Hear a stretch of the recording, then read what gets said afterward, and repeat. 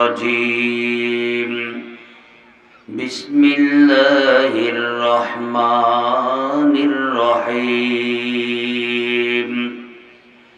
إنا أرسلناك شاهدا ومبشرا ونذيرا لتؤمنوا بالله ورسوله وتعزروه وتوقروه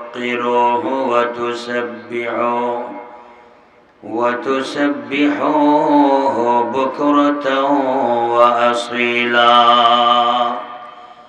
وقال تعالى ورفعنا لك ذكرك صدق الله العظيم وقال رسول الله صلى الله عليه وسلم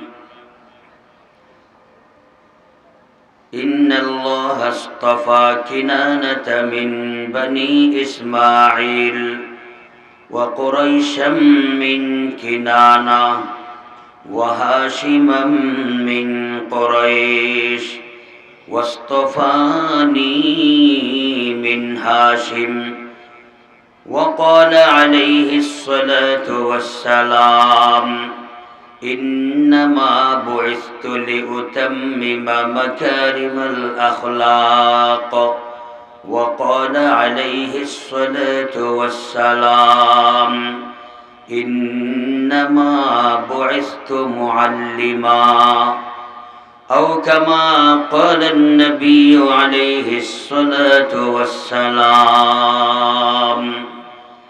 মোহাব্বতের সহিত দুরূদ শরীফ পড়ব জোরে জোরে নবীজির প্রতি ভালোবাসা ইশক মোহাব্বত নিয়ে আল্লাহুম্মা সাল্লি আলা মুহাম্মাদ ওয়া আলা আলি মুহাম্মাদ কামা সাল্লাইতা আলা ইব্রাহিম ওয়া আলা আলি ইব্রাহিম إنك حميد مجيد اللهم بارك على محمد وعلى آل محمد كما باركت على إبراهيم وعلى آل إبراهيم إنك حميد مجيد بلغ العلا بكماله كشف الدجى بجماله حسنت جميع خصاله صلوا عليه وآله بلغ العلا بكماله كشف الدجى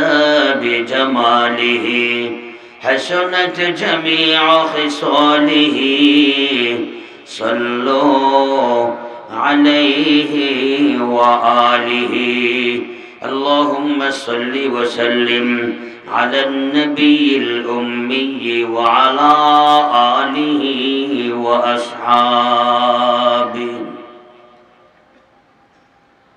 نبي أكرم شفيع أعظم दुखे दिलों का सलाम ले लो तमाम दुनिया के हम सताए खड़े हुए हैं पयाम ले लो नबी अकरम शफीअ आज़म दुखे दिलों का सलाम ले लो तमाम दुनिया के हम सताए खड़े हुए हैं पयाम ले लो शिकस्त कश्ती है तेज धारा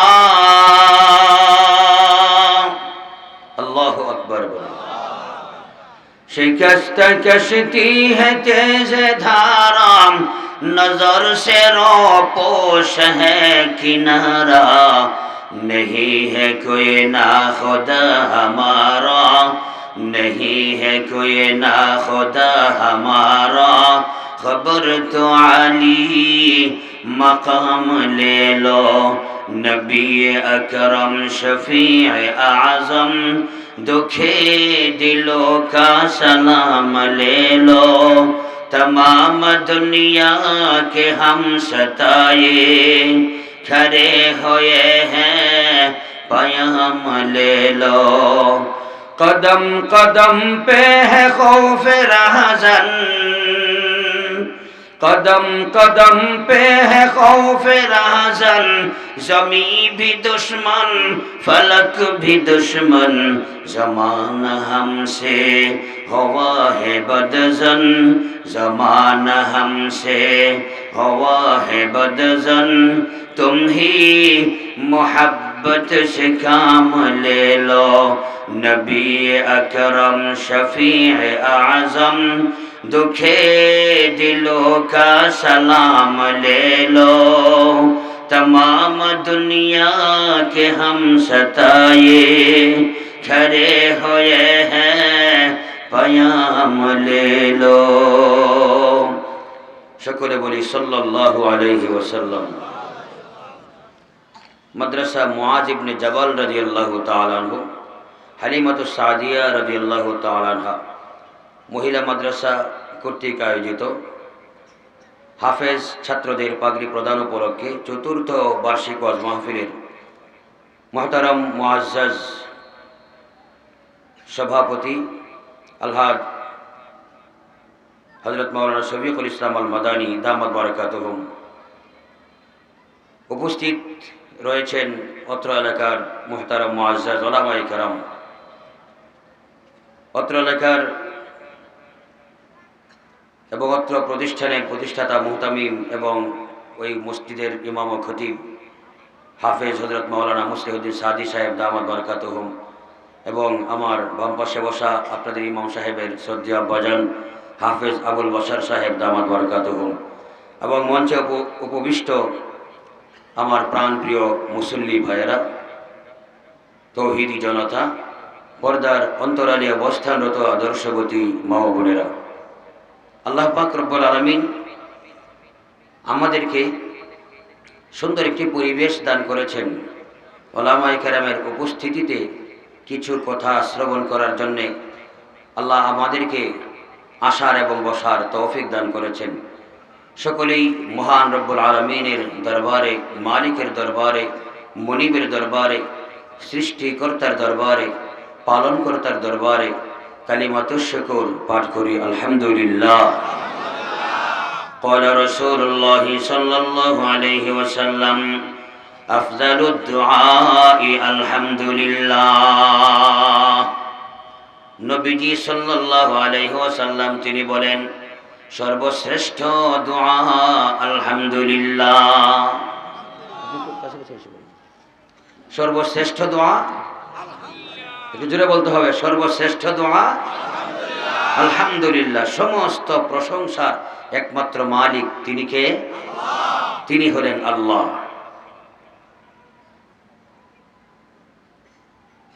সর্বকালের সর্বশ্রেষ্ঠ মহামানব সৈয়দুল মুরসালিন তাজদারে মদিনা মুহাম্মদুর রাসূলুল্লাহ সাল্লাল্লাহু আলাইহি ওয়াসাল্লামের উম্মত হওয়ার সৌভাগ্য নসিব হয়েছে। এটা আমাদের জন্য অনেক বড় সৌভাগ্যের বিষয়। আবারও বলি আলহামদুলিল্লাহ। আমাদের নবীজি সাল্লাল্লাহু আলাইহি ওয়াসাল্লাম পৃথিবীতে আসার পর মোট 4 বার বক্ষ বিদারণের ঘটনা সংঘটিত হয়েছিল, যাকে আমরা সহজ ভাষায় সিনা চাক করা বলা হয়ে থাকে। বক্ষ বিদারণে সিনা চাক করা হয়েছিল। নবীজির বুকটাকে মাঝখান দিয়ে ফাটিয়ে অপারেশন করা হয়েছিল। কয়বার? 4 বার। বলেন কয়বার? 4 বার। প্রথমবার হয়েছিল হালিমাতুস সাদিয়া রাদিয়াল্লাহু তাআলা আনহার কাছে অবস্থানকালে। নবীজির বয়স তখন 3 থেকে 4 বছর বয়স। হালিমাতুস সাদিয়া রাদিয়াল্লাহু তাআলা আনহার ইতিহাস আমরা সবাই জানি। তিনি ছিলেন সাদ গোত্রের একজন মহিয়সী নারী। সাদ গোত্র হলো আরব দেশের তায়েফ এলাকার একটি স্বনামধন্য একটা ফ্যামিলি, একটা বংশ, সাদ, বনি সাদ। নামটা কি বলেন তো? বনি সাদ মানে সাদ বংশ। আরব দেশের প্রথা অনুপাতে আমাদের নবীজি সাল্লাল্লাহু আলাইহি সাল্লামের জন্মের পরে প্রথম দুধ পান করিয়েছিলেন সুয়াইবা রাদিয়াল্লাহু তাআলা আনহা, এবং ওনার মা জননী বিবি আমেনা তিনি দুধ পান করিয়েছিলেন। অতঃপর মক্কানগরে একটা সিস্টেমটি এমন ছিল যে দুগ্ধপোষ্য সন্তানগুলোকে অন্য এলাকার সুস্থ সবল কোনো দুধ মাতার কাছে, দুধ মাতার হাতে উঠিয়ে দেওয়া, তারা দুধ পান করাবেন, লালন পালন করবেন। অতঃপর দুধ পান করানোর শেষে মক্কার মানুষ তাদেরকে কিছু পুরস্কার দিতেন, পারিশ্রমিক দিতেন। সেই ধারাবাহিকতায় নবীজি সাল্লাল্লাহু আলাইহি সাল্লামের জন্মের পরে কয়েকদিন পরেই মক্কানগরীতে একটি কাফেলা এসেছেন তায়েফ এলাকা থেকে। তায়েফ কোন এলাকা থেকে? তায়েফ এলাকা থেকে এসেছেন। তাদের মাঝে অনেক মহিলাদের মাঝে ছিলেন হালিমাতুস সাদিয়া রাদিয়াল্লাহু তাআলা আনহা নাম্নী একজন মহিলা, স্বামী সহকারে এসেছিলেন। মাদ্রাসার নাম যেহেতু হালিমাতুস সাদিয়া এখানে দেওয়া, সেজন্য মনে পড়েছে কয়েকটা কথা আপনাদেরকে বলবো। মুহতারাম হাজিরিন, ইতিহাসে পাওয়া যায়, কিতাবে সরাসরি যেটা পেয়েছি, হালিমাতুস সাদিয়ার শরীরে রক্ত মাংস ছিল কম, বডি ছিল একেবারে শীর্ণকায়, হেংলা পাতলা, সহজ ভাষা। আসার সময় ওনার যে বাহনটা ছিল সেটাও ছিল দুর্বল। অন্যান্য সাথীরা ঘোড়ার উপর এবং উটের উপর সওয়ার হয়ে অনেক তাড়াতাড়ি চলে যাচ্ছে, হালিমাতুস সাদিয়া পিছনে পড়ে থাকেন। সবাই অনেকক্ষণ অপেক্ষা করে যে হালিমাকে একা রেখে কিভাবে যাব, মরুভূমির ভিতরে অপেক্ষা করে তাকে নিয়ে যায়। যাওয়ার সময় মক্কানগরীর দিকে আসার সময় সবাই তাকে অপেক্ষা করে করে, বারবার অপেক্ষা করে করে, বিরতি দিয়ে দিয়ে সাথে করে মক্কানগরীতে এসেছেন।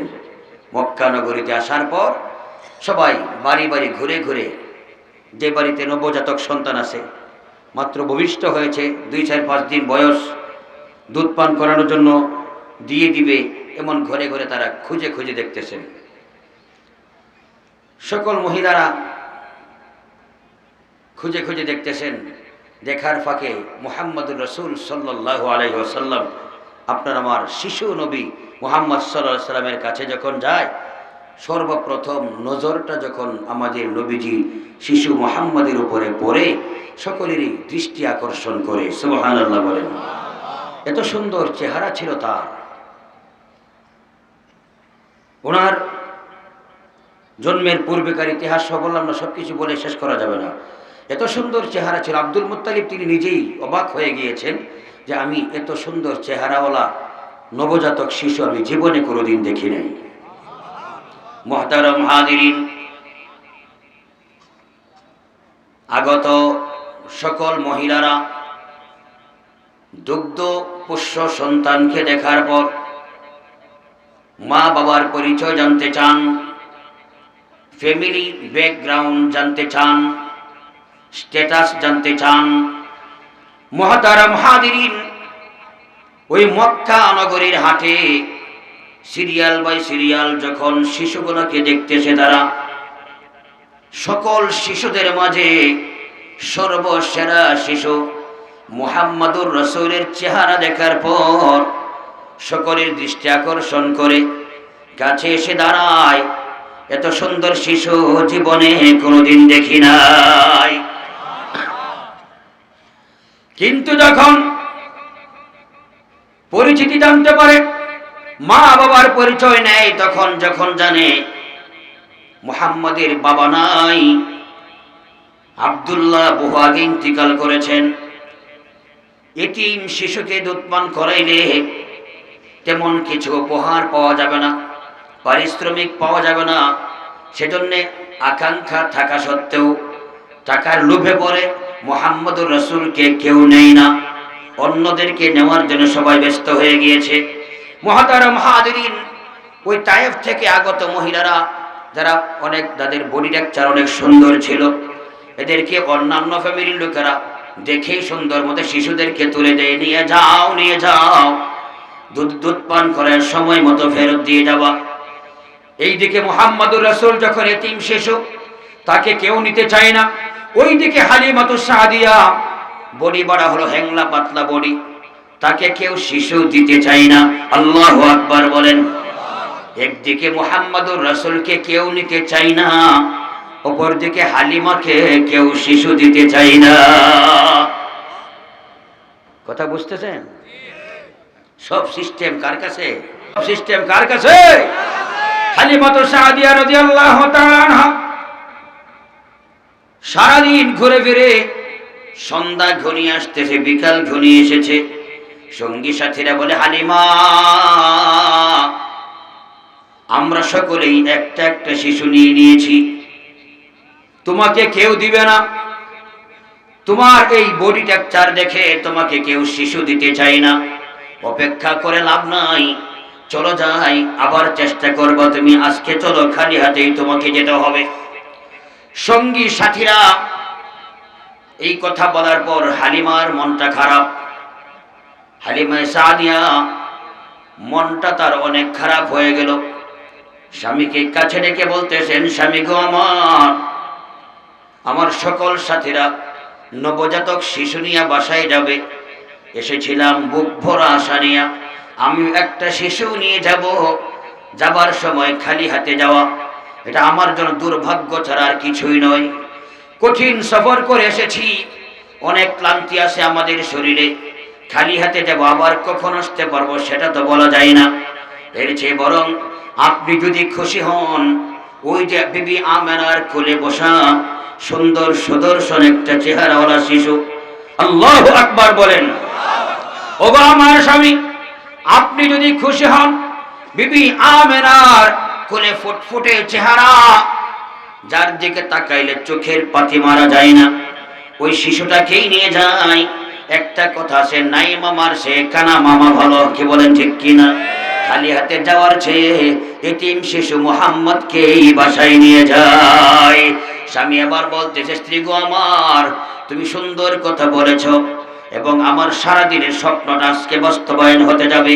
আমি সারাদিন তোমাকে কিছু বলে নাই। ওগো আমার প্রাণের স্ত্রী, শুনে রাখো, সকালবেলা থেকে যখন এই শিশু মুহাম্মদকে দেখতেছিলাম, ওই যে তার দিকে দৃষ্টি দিয়েছিলাম, এখনো পর্যন্ত চোখের দৃষ্টি সরাইতে পারি নাই। আমার মনে হয় এই শিশুটার ভাগ্য অনেক ভালো হবে। জোরে বলেন সুবহানাল্লাহ। হালিমাতুস সাদিয়া দৌড়ে চলে গেলেন, স্বামীর অনুমতি পেয়েছেন, স্বামীর পারমিশন নিয়ে বিবি আমেনার কাছে হাজির হলেন। আমেনা, আপনি যদি সম্মত হন, আমার বডি স্ট্রাকচার কম হইতে পারে, আমি আপনাকে আশ্বস্ত করতে পারি, আপনার শিশুটাকে আমাকে দিয়ে দেন, আমি আমার প্রাণপণ চেষ্টা করে আপনার সন্তানকে দুধ পান করাইয়া সময় মতো আপনার কাছে ফেরত দিয়ে যাব। মুহতারাম হাজির, বিবি আমেনা বলেন, অসুবিধা নাই, আমি বডি দেখতে চাই না, আমি চেহারা দেখতে চাই না, ভালো মনের একজন মানুষ মনে মনে খুঁজতেছিলাম। ওগো হালিমা, আমার সন্তান নিয়ে যাইবা, আমি রাজি আছি, তবে কয়েকটা কথা বলে দেই, আমার সন্তান যখন তোমার কাছে থাকবে, অলৌকিক কিছু ঘটনা সংঘটিত হয়ে যেতে পারে, ভয় পাইতে পারবো না, তুমি কখনো ভয় পাইতে পারবো না, ভীত সন্ত্রস্ত হইবা না। বিবি আমেনা বলে, কেমন ঘটনা? হালিমাতুস সাদিয়া হালিমা বলে, কেমন ঘটনা? বিবি আমেনা বলতেছেন, জন্মের আগে এমন এমন ইতিহাস হয়েছিল, আমার সন্তান ভূমিষ্ঠ হওয়ার সময় এমন এমন ঘটনা সংঘটিত হয়েছে, সুতরাং তোমার বাসায় যাওয়ার পরে আশ্চর্যজনক কিছু ঘটবে না তা কিন্তু হতে পারে না, তুমি কিন্তু ভয় পাইবা না, আমার সন্তানটাকে অনেক আদর করবা, অনেক সুন্দর মতো তাকে লালন পালন করবা। হালিমা সাদিয়া খুশি মনে রাজি হয়ে গেছেন। সুবহানাল্লাহ বলেন। বিবি আমেনার কাছ থেকে হালিমাতুস সাদিয়া যখন আপনার নবী আমার নবী শিশু মুহাম্মদকে কোলে তুলে নিলেন, বিবি হালিমা বলেন, হালিমাতুস সাদিয়া বলেন, সারাদিন হাটে বাজারে চলতে চলতে আমাদের হাড়ের জোড়ায় জোড়ায় ব্যথা হয়েছিল, জয়েন্টে জয়েন্টে ব্যথা ছিল, কিন্তু এই মুহাম্মদ ইবনে আব্দুল্লাহ শিশু এতিম শিশুটাকে যখন কোলে তুলে নিলাম, শরীর থেকে একটা গরম বাতাস বের হয়েছে। এই গরম বাতাস বের হয়ে আমার শরীর থেকে ক্লান্তি পরিপূর্ণ দূর হয়ে গেছে। মুহতারাম হাজিরিন, খুশি হয়ে গেলাম। স্বামীকে বললাম, ওগো আমার স্বামী, ইতিপূর্বে আমার শরীরে শক্তি ছিল না, আমি অনেক দুর্বল ছিলাম। এই শিশুটাকে কোলে তোলার সাথে সাথে এই ঘটনা কেন ঘটলো? স্বামী বলতেছেন, হালিমা দেখবা কি, দেখা মাত্র শুরু হয়েছে। জোরে বলেন সুবহানাল্লাহ। হালিমা তো সাদিয়া তাদের বাহন উটনির কাছে, তাদের বাহনের কাছে গেছেন।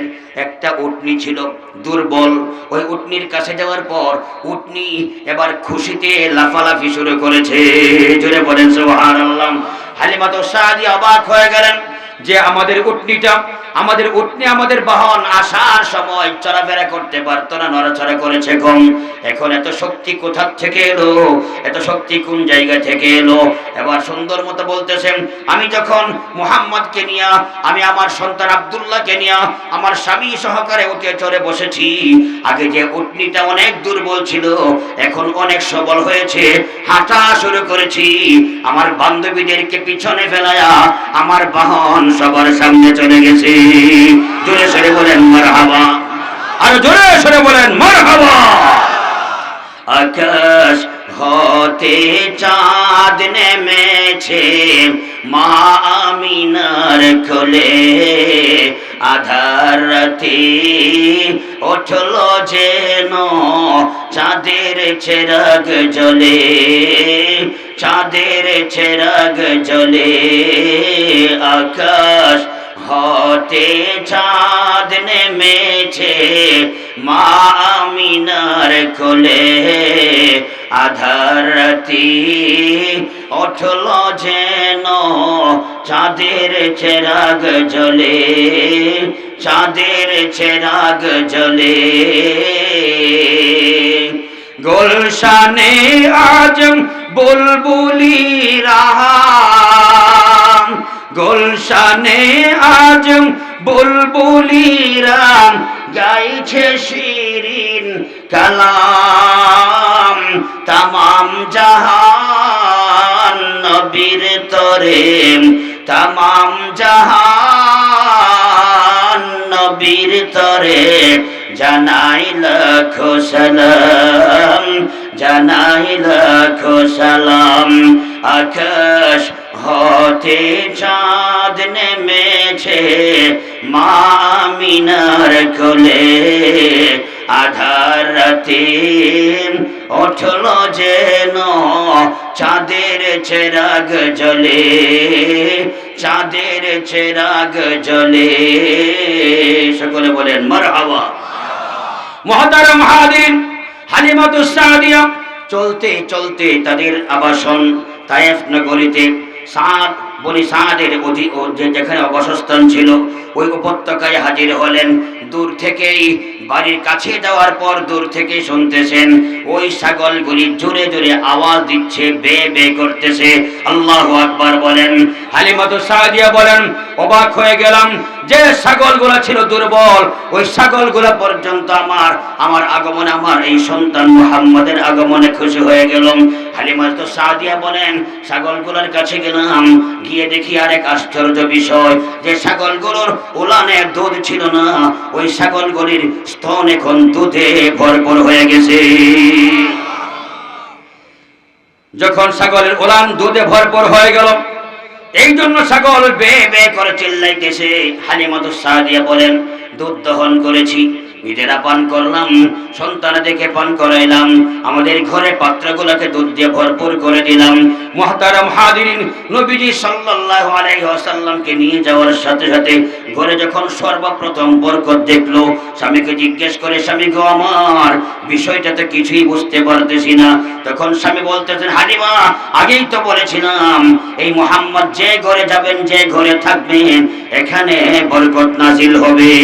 সুবহানাল্লাহ বলেন। এই মুহাম্মদ ইবনে আব্দুল্লাহ যেখানে অবস্থান করবেন সেখানে বরকত নাজিল হবে, রহমত নাজিল হবে। হালিমাতুস সাদিয়ার পরবর্তী ইতিহাস বলতেছি।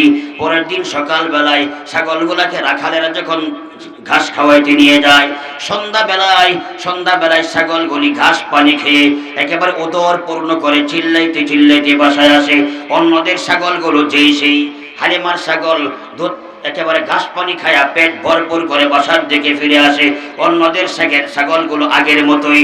হালিমা অবাক হয়ে গেলেন, আমাদের এই মরুভূমিতে ছাগল পালনটা অনেক কষ্টের, ঘাস পানি খুঁজে পাওয়া যায় না, আজকে আমার ছাগল পেট ভরপুর করে কিভাবে আসলো? স্বামী বলতেছেন, হালিমা আমি তো তোমাকে আগেই বলেছিলাম এমন একটা শিশু এসেছে, এই শিশুর উসিলায় বরকত নাজিল হবে। সুবহানাল্লাহ বলেন।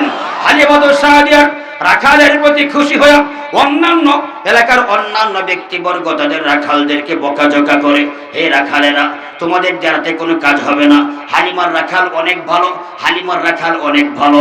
সকালবেলায় ছাগল নিয়ে যায়, ছাগল নিয়ে সুন্দর মতো পেট ভরপুর করে ছাগলগুলো বাসায় নিয়ে আসে। আর তোমাদের ছাগলগুলোর পেট ভরে না, কারণটা কি জানতে পারি? এবার তারা কিছুই বলে না, বলতেছে, শোনো, আগামীকালকে হালিমার ছাগলগুলো যে মাঠে যাবে ওই মাঠে তোমাদের ছাগলগুলো নিয়ে হাজির হইবা। হালিমার ছাগলগুলো যেখানে ঘাস খায় সেখানে তোমাদের ছাগলগুলো নিয়ে যাইবা। রাখালেরা মুনিবের কথা মতো হালিমাতুস সাদিয়ার সাথে সাথে ওই জায়গায় যখন হাজির হয়ে গেলেন সন্ধ্যাবেলায় হালিমাতুস সাদিয়ার ছাগল ঘাস খায়া পেট ভরপুর করে আবার যখন সুন্দর মতো ফিরে আসলো, অন্যদের গুলা আগের মতোই। আমার কথা বুঝেন? অপারেটর কোথায়? আমি ইকুতে কথা বলিনি, ইকু বন্ধ করো। অন্যদের গুলো যেই সেই। রাখালেরা বলতেছে, হে রাখাল, মানে মুনিবেরা বলতে, হে রাখাল, তোমাদের এই অবস্থা কেন? তোমাদের চাকরি থাকবে না, আমরা রাখাল পরিবর্তন করব। এবার রাখালদের বক্তব্য শুনেন। হে আমার মুনিব, আমাদেরকে পরিবর্তন করবেন, কোনো সমস্যা নাই, আমাদেরকে বাদ দিয়ে দিবেন, কোনো অসুবিধা নাই। তবে একটা কথা বলে দেই, ওই দিন মক্কা নগরীতে থেকে আপনারা যদি মুহাম্মদ ইবনে আব্দুল্লাহকে আপনাদের ঘরে নিয়ে আসতেন, আমাদের মনে বলে ওই বরকত আপনাদের ঘরেও নাজিল হইতো। সুবহানাল্লাহ বলেন। কারণ আমাদের ছাগলগুলো ঘাস পানি খাইতে যায়, ঘাস খুঁজে পায় না। আর হালিমায়ে সাদিয়ার ছাগল পাথরের উপরে মুখ রাখে, ভিতর থেকে ঘাস বের হয়ে আসে, সুন্দর মতো ঘাস খায়া পেট ভরপুর করে বাসায় ফিরে আসে। মুহতারাম হাজিরিন, নবীজি সাল্লাল্লাহু আলাইহি ওয়াসাল্লামের বিবরণ হালিমাতুস সাদিয়ার মুখে শুনেন। হালিমাতুস সাদিয়া বলেন, এত সুন্দর শিশু পালন আমার জীবনে আমি দেখি নাই। কোনোদিন বিছানায় পেশাব করেন নাই, কোনোদিন কুলের উপরে উঠে পেশাব করেন নাই।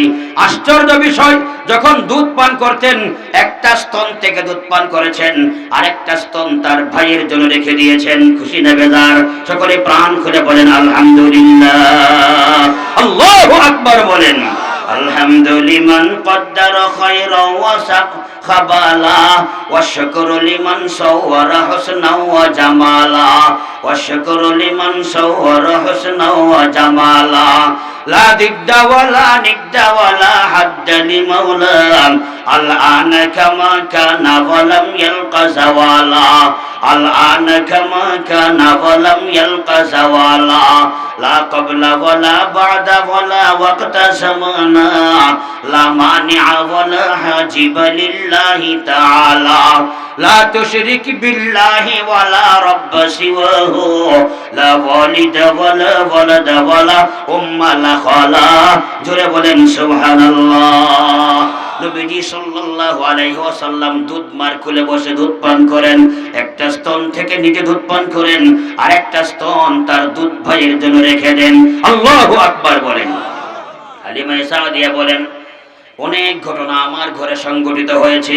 আমি 2 বছর পরিপূর্ণরূপে দুধ পান করায়া যেদিন আমার এই মুহাম্মদকে তার মায়ের কাছে ফেরত দেওয়ার সময় হয়েছে, আগের দিন থেকে আমাদের ঘরে খাওয়া দাওয়া বন্ধ। স্বামীকে বলি, ওগো আমার স্বামী, এতদিন পর্যন্ত যা রসিলায় রহমত বরকতে ভরপুর ছিল আমাদের ঘর, আমাদের সমাজ, আজকে সেই মুহাম্মাদের বিদায় ঘন্টা বেজে গেছে। আগামীকালকেই তো যার সন্তান তার কাছে ফেরত দিয়ে আসতে হবে। আগামীকালকেই তো মুহাম্মদ ইবনে আব্দুল্লাহকে বিবি আমেনার কোলে উঠায় দিয়ে আসতে হবে। স্বামী কান্দে, স্ত্রী কান্দে, সারা রাত ঘুম নাই। সকালবেলায় মুহাম্মদুর রাসূল শিশু মুহাম্মদকে সুসজ্জিত করে নিয়ে যাওয়ার প্রস্তুতি গ্রহণ করে হালিমাতুস সাদিয়া এলাকায় ঘোষণা দিয়েছেন, এলাকাবাসী, আমাদের বনি সাদ থেকে রহমত চলে যাইতেছে, কেউ যদি দেখতে চাও বিদায় বেলায় আমার বাসার সামনে থাকবা।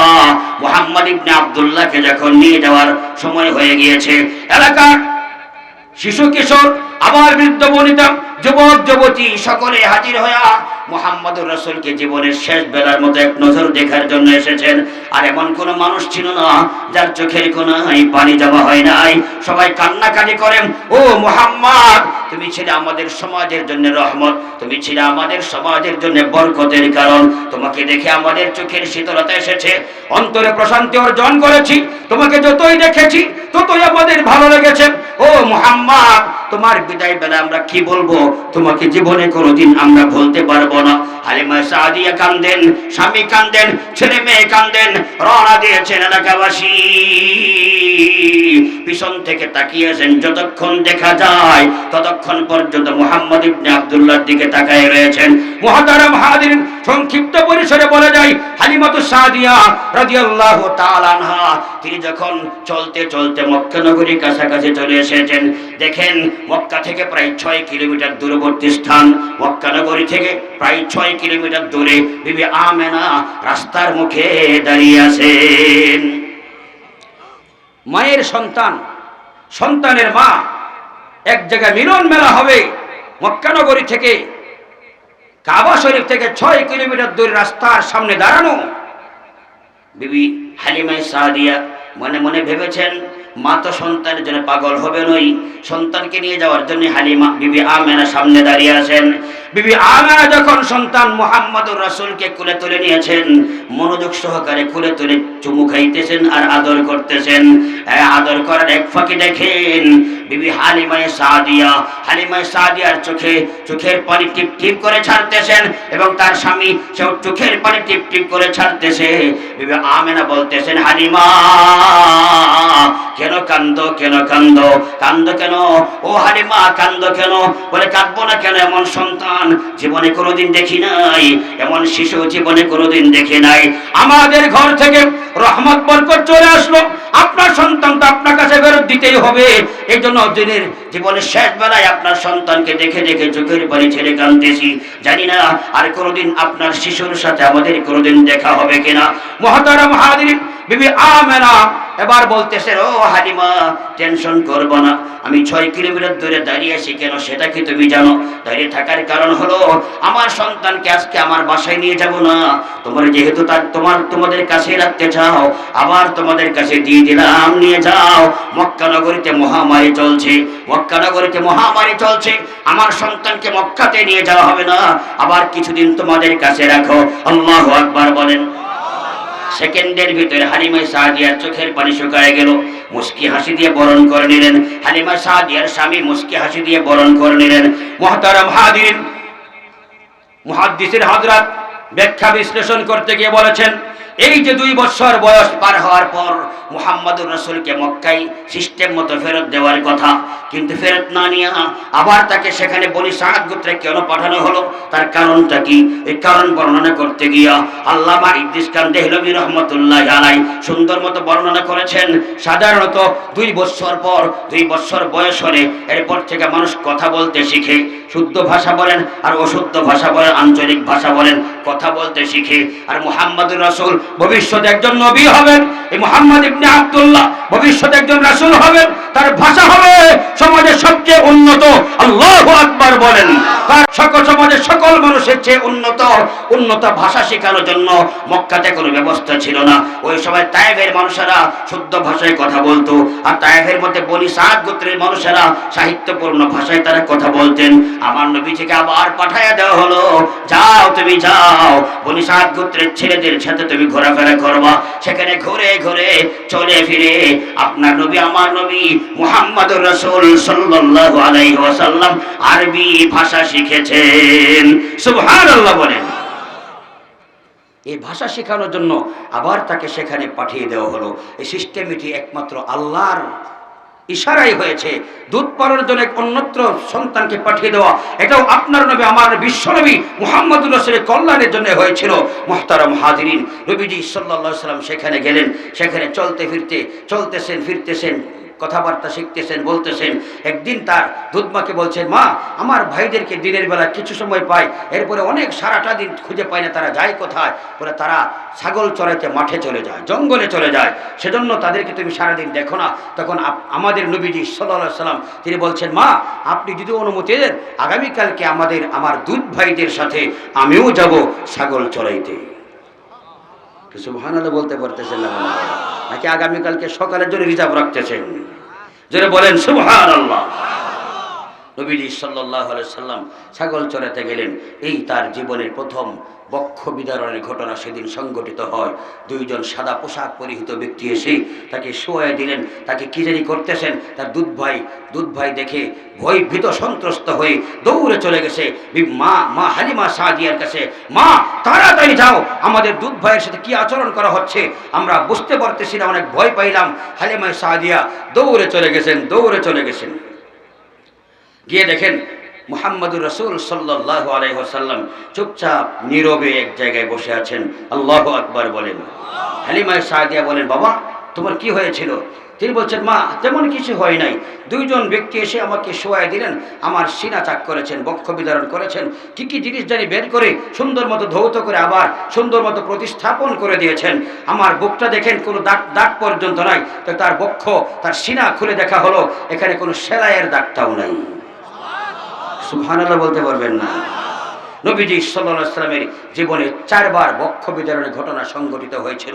প্রথমবারের কথাটা এই জন্য বলেছি, নবীজি সাল্লাল্লাহু আলাইহি ওয়াসাল্লাম তিনি আরবি ভাষা পণ্ডিত হয়েছিলেন। যেখানে দুধ পান করেছিলেন সেখানে আরবি ভাষা শিখেছিলেন। ওখানকার ভাষা ছিল শুদ্ধ ভাষা, যেমন আমাদের বাংলাদেশের কুষ্টিয়া এবং যশোরের ভাষা সবচেয়ে শুদ্ধ ভাষা। ঢাকাতেও শুদ্ধ ভাষা খুঁজে পাওয়া যায় না। কি বলেন? চট্টগ্রামে তো নাই। বলে কি বাংলা ভাষা চট্টগ্রামে আহত, সিলেটে নিহত। বাংলা ভাষা চট্টগ্রামে আহত, সিলেটে নিহত। শুদ্ধ ভাষায় কথা বলে। যশোরের চেয়ে ভাষা সুন্দর হলো কুষ্টিয়ার মানুষের ভাষা। ওই হালিমা সাদিয়ার গোত্রের মানুষগুলো শুদ্ধ ভাষায় কথা বলতেন, আরবি ভাষা। নবীজি সাল্লাল্লাহু আলাইহি ওয়াসাল্লামকে সে আরবি ভাষার পণ্ডিত বানানোর জন্যই ওই 2 বছর বয়সে আবার তাকে ফেরত দেওয়া হলো। পুনরায় দিয়ে যান, আরো কিছুদিন আপনার কাছে রাখেন, জোরে বলেন সুবহানাল্লাহ। নবীজি সাল্লাল্লাহু আলাইহি ওয়াসাল্লাম বলেছেন, ক্বালা রাসূলুল্লাহ সাল্লাল্লাহু আলাইহি ওয়াসাল্লাম আহিব্বুল আরাবা লিসালাত লিআন্নী আরাবিয়্যুন ওয়াল কুরআনু আরাবিয়্যুন ওয়া লিসানু আহলিল জান্নাতি আরাবী আও কামা ক্বালা নবী আলাইহিস সালাতু ওয়াস সালাম। হে আমার সাহাবীরা, আরবি ভাষাকে তোমরা 3 কারণে ভালোবাসবা। কয় কারণে? কোন ভাষাকে ভালোবাসবো? জোরে বলতে হবে। আরবি ভাষাকে তোমরা 3টে কারণে ভালোবাসবা। 1 নম্বর কারণ হলো লিআন্নী আরাবিয়্যুন, আমি মুহাম্মদুর রাসূল সাল্লাল্লাহু আলাইহি ওয়াসাল্লাম, আমি মুহাম্মদ ইবনে আব্দুল্লাহ, সর্বকালের সর্বশ্রেষ্ঠ মহামানব, আল্লাহর রাসূল, সর্বশেষ নবী এবং রাসূল। আমার মতো একজন ব্যক্তির জন্ম হয়েছে আরব দেশে। আর তোমরা যেহেতু আমাকে ভালোবাসো, আর আমাকে ভালোবাসার কারণে সাধারণ প্রেমিক তার প্রেমাস্পদের অনুসরণ করে থাকে, আমাকে যেহেতু মহাব্বত করো, আমাকে যেহেতু ভালোবাসো, আমি যেহেতু আরবি ভাষায় কথা বলি, তোমরা তোমাদের কাছে ভালোবাসার দাবি হলো তোমরাও আরবি ভাষা শিখবা। জোরে সরে বলেন সুবহানাল্লাহ। আমাদের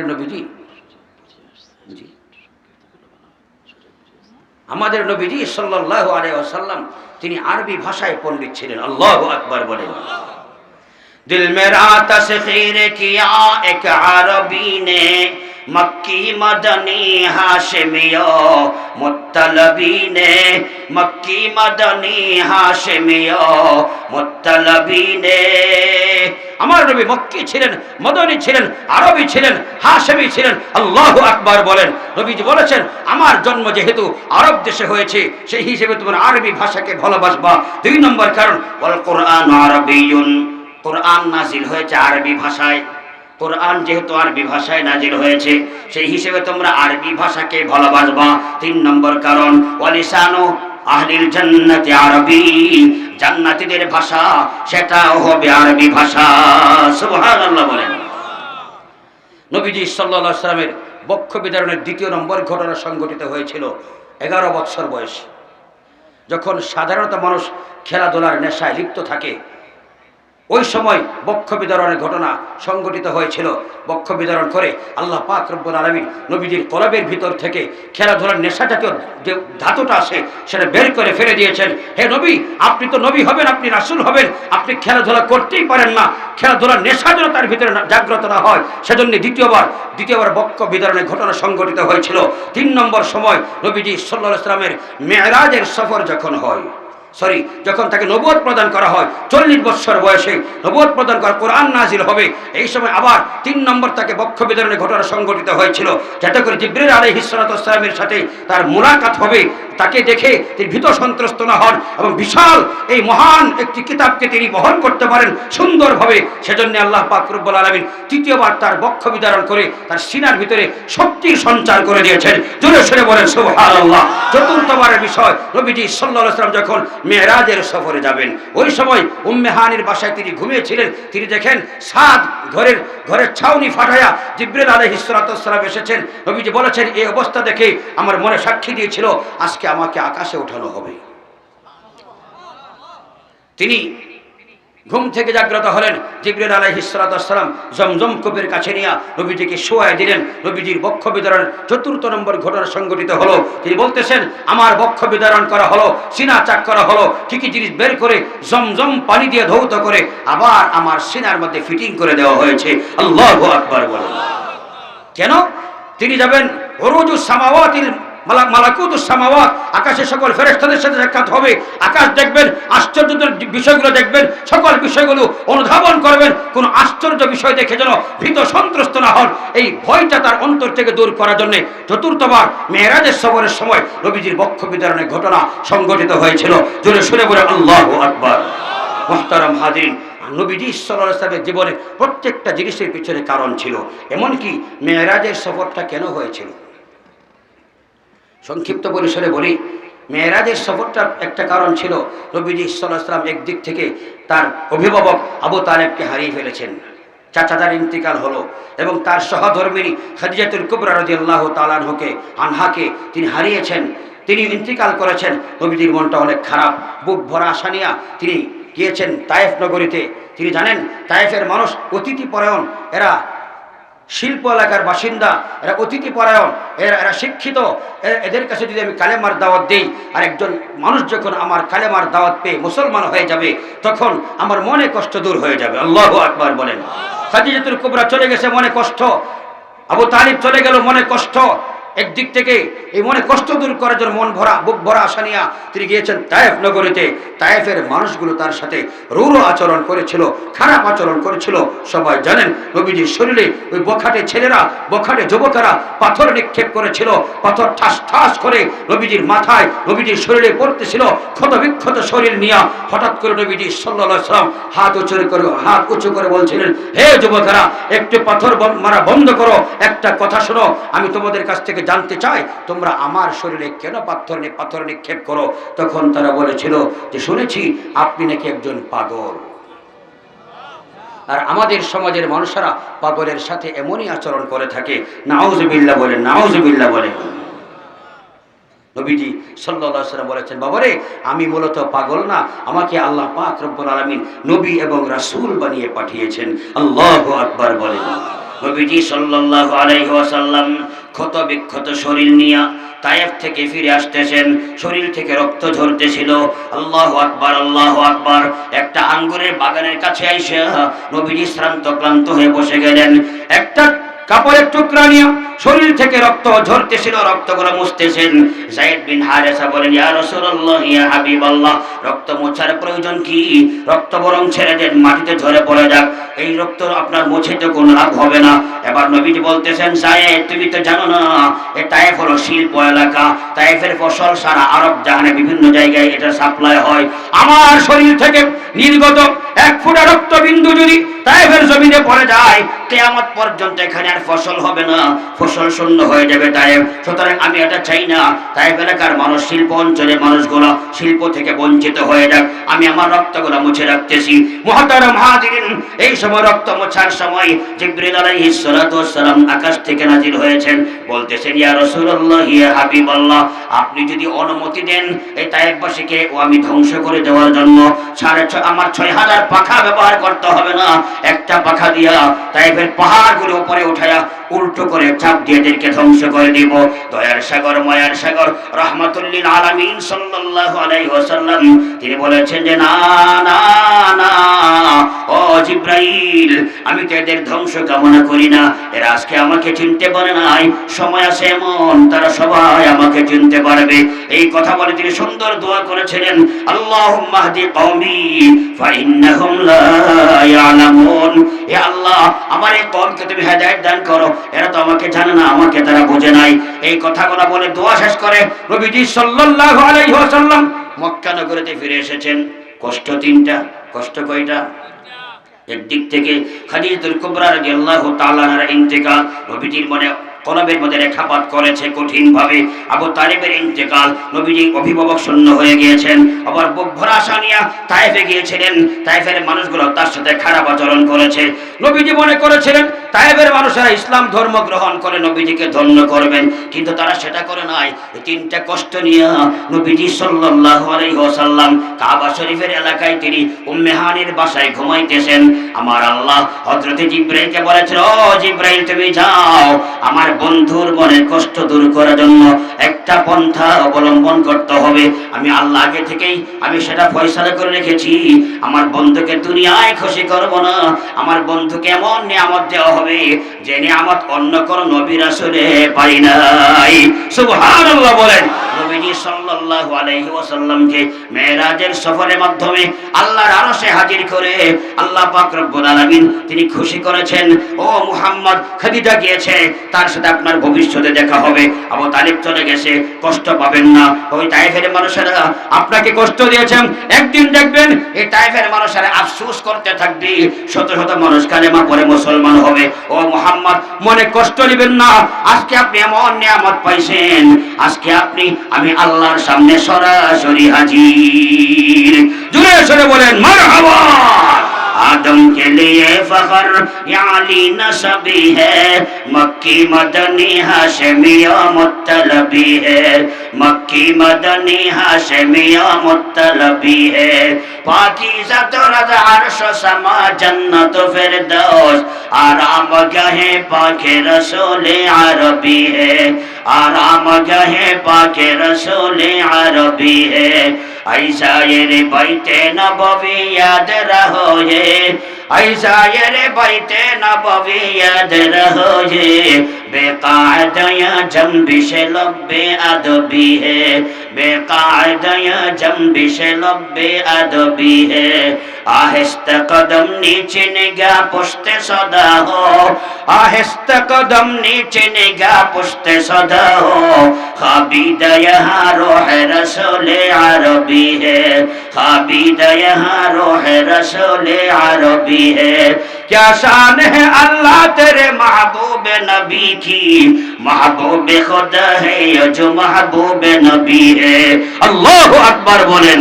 क्या शान है अल्लाह तेरे महबूब नबी की, महबूब खुदा है ये जो महबूब नबी है। बुझ जाए तेरे छींट से अब्र करम आज, जो आग मेरे सीने में मुद्दत से मिली है। সকলে বলেন মারহাবা। সর্বকালের সর্বশ্রেষ্ঠ মহামানব মুহাম্মদুর রাসূল সাল্লাল্লাহু আলাইহি ওয়াসাল্লাম তিনি বলেছেন, আনা আউয়াল মান তুনশাক্কু আনহুল কবর ফাউকসা হুল্লাতাম মিন হুলালিল জান্নাহ আও কামা ক্বালা আলাইহিস সালাতু ওয়াস সালাম। শোনো আমার সাহাবীরা, আমাকে কি তোমরা চেনো? আমি হলাম সেই ব্যক্তি, হাসরের ময়দানে যেদিন কায়েম করা হবে ওই দিন সর্বপ্রথম মানুষের মধ্য থেকে সর্বপ্রথম আমাকেই আমার কবরের ভিতর থেকে জমিন ফাটায়া ওঠানো হবে। সুবহানাল্লাহ। যেমনে পড়ছেন হুজুর সাইরে দেন, আমাদের আরেক বক্তা আছে। আমাকেই সর্বপ্রথম সেখান থেকে ওঠানো হবে, অতঃপর আমাকে জান্নাতি রেশমি পোশাক পরিধান করানো হবে। হাদিস শরীফে এইভাবে আছে, জিবরাইল আমিন আলাইহিস সালাতু ওয়াস সালাম, সাথে থাকবেন মিকাইল আলাইহিস সালাতু ওয়াস সালাম। এই দুইজন মিলে নবীজির রোজার ধারে পাশে দাঁড়ায়া জিবরাইল তার পাখা দিয়ে বাড়ি দিবেন, জমিন ফেটে যাবে। নবীজি সাল্লাল্লাহু আলাইহি ওয়াসাল্লাম ধুলো ধূসরিত অবস্থায়, মাথার চুলগুলিতে অল্প পরিমাণ ধুলাবালু লাগা থাকবে। উপরের দিকে তাকাইবেন, হযরত জিবরাইল আলাইহিস সালাতু ওয়াস সালামকে দেখিয়া সর্বপ্রথম নবীজির মুখ থেকে উচ্চারিত হবে, ওগো জিবরাইল, এতক্ষণ পরে বুঝি আমাকে কবর থেকে উঠাইতে এসেছেন? আমার উম্মতকে মনে হয় জাহান্নামে পাঠায়া এতক্ষণ পরে আমাকে ডাকার জন্য এসেছেন। হযরত জিবরাইল আলাইহিস সালাতু ওয়াস সালাম অস্ত্র সদল নয়নে বলবেন, ইয়া রাসূলুল্লাহ, ইয়া হাবিবাল্লাহ, আমি কোন নবী রাসূলের কষ্টে আমি কান্দি নাই। দুনিয়ার জমিনে আপনার জন্য দুইবার চোখের পানি ছেড়ে কেঁদেছিলাম, আজকে আমার ৩ নম্বর বার আপনার জন্য চোখের পানি ছেড়ে কাঁদতেছি। এসে বলছেন আলহামদুলিল্লাহ। হযরত চলে আসছেন, হাদিসটাই আমার শেষ, আজকে আমি সর্বশেষ কাঁদতেছি। ইয়া রাসূলুল্লাহ, ইয়া হাবিবাল্লাহ, বিশ্বাস করেন এখনো পর্যন্ত কাউকে তাদের কবর থেকে ওঠানো হয় নাই। আমি জিবরাইল এসেছি আপনাকে ওঠানোর জন্য। আপনার মতো মহান ব্যক্তিকে দিয়ে আজকে হাসরের ময়দান উদ্বোধন করা হবে। জোরে সরে বলেন সুবহানাল্লাহ বিহামদিহি। নবীজি সাল্লাল্লাহু আলাইহি ওয়াসাল্লাম আপনার জন্য আমার জন্য সুপারিশ করবেন, আপনাকে আমাকে নিয়ে জান্নাতে যাবেন। অতঃপর আল্লাহ বলবেন, রাদিতা ইয়া মুহাম্মদ, আপনি কি খুশি হয়েছেন? নবীজি যতক্ষণ খুশি না হবেন ততক্ষণ আপনি আর আমি জান্নাতে যাইতেই থাকবো। এই মহান ব্যক্তির উম্মত হয়ে খুশি নাকি বেজার? সকলে প্রাণ খুলে বলি আলহামদুলিল্লাহ।